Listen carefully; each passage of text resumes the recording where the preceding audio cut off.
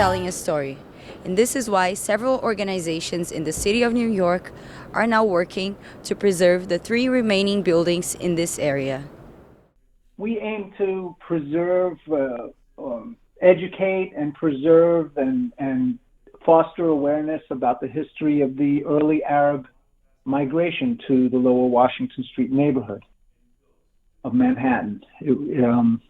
It's been referred to as the Syrian colony, the Syrian quarter.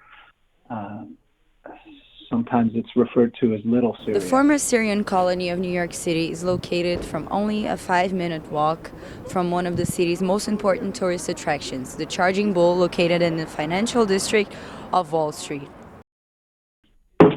People don't know about the history of Arab immigration to the U.S., and it was early in the 20th or even before the 20th century.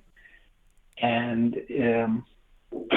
certainly it predates a lot of what people do know about Arabs in the Middle East, unfortunately, in these times and circumstances, and the way that Arabs have been presented in the media.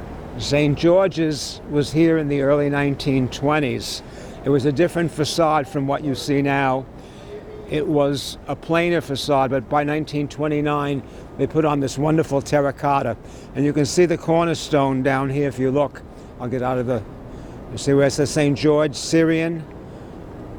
Okay, you can read behind the pumps, Roman Catholic Church.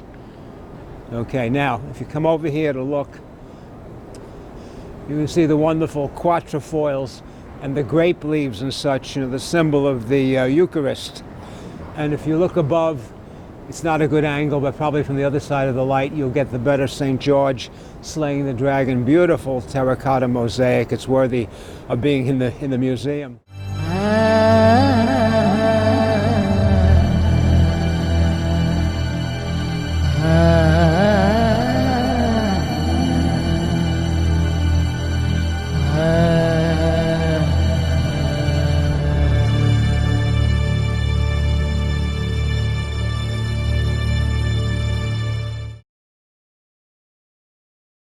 Well, I think it's important because this is part of the American history. It's also part of, you know, Arab history.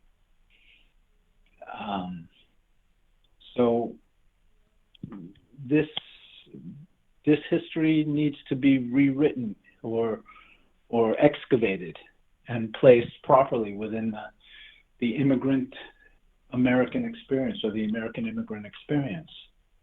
In the 1920s, they counted over 20 different nationalities living in that building. And there were 4 apartments per floor, so that's 16 apartments. And you can imagine 20 different nationalities living there over 100 years ago, about 100 years ago. It's incredible.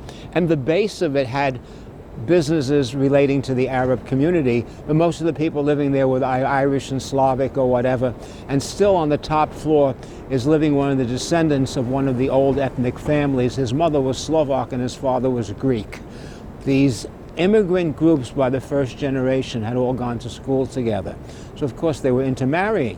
So this is a wonderful way 100 years ago of all these different races coming together and understanding each other because they lived side by side. They went to school together. They walked the streets here together.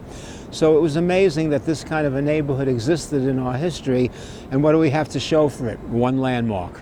Anyway, that's my soapbox.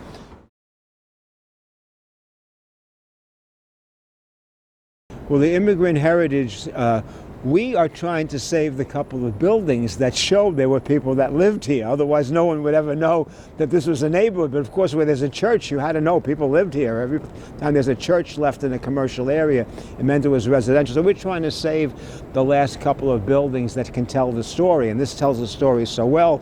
As I mentioned, you have a religious representation of the neighborhood, you have a community representation of the neighborhood, and you have a residential representation of the neighborhood with the tenement, the community house, and the former Syrian church. But what we're doing now is we're documenting all this. We have a website. We've had a lot of research done about the history of the buildings and the people who lived here, and we have books published on the neighborhood, and we're also doing oral histories with people like myself who remember the stories from the family that used to live here, and the people who used to live here now that were forced out when they were young people are now in their 80s and 90s, and we're getting their oral histories. So that's what we're doing to preserve the history through oral history as well as a lot of written documentation, so that everybody should know about what happened here. That's the lesson for the future. You know, how we should learn to live together. They were doing that. Different nationalities were living together here over 100 years ago and intermarrying.